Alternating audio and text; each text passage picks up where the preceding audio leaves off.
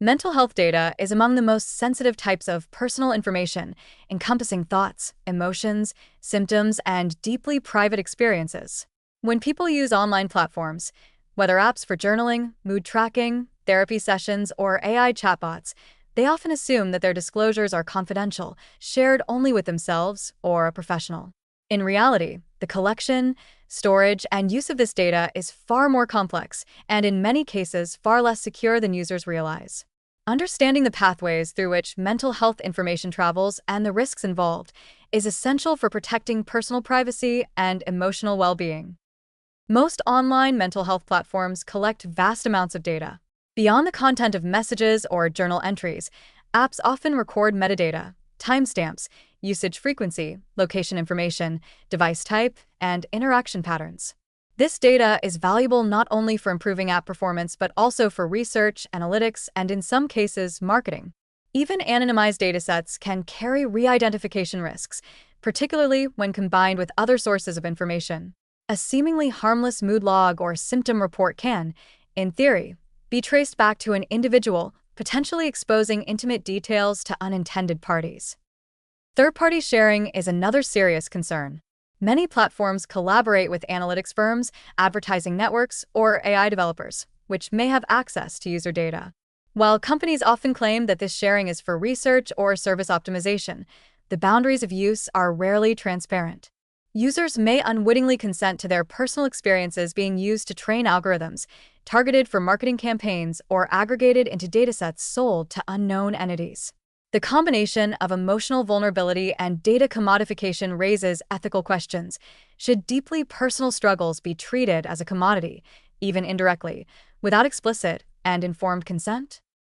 Regulation surrounding online mental health data remains inconsistent and limited. In many countries, traditional medical records are protected by strict laws, but app-based or AI-driven mental health services often exist in a regulatory gray area. Companies may follow internal privacy policies, but there is no universal enforcement or standardization, leaving users exposed to potential misuse. Unlike traditional therapy, where confidentiality is legally mandated, online platforms often operate under terms of service that prioritize liability protection and business interests over user privacy. The lack of clear regulatory oversight creates a landscape where sensitive emotional data can be exploited, inadvertently disclosed, or inadequately secured. The risks of mishandling mental health data are not abstract.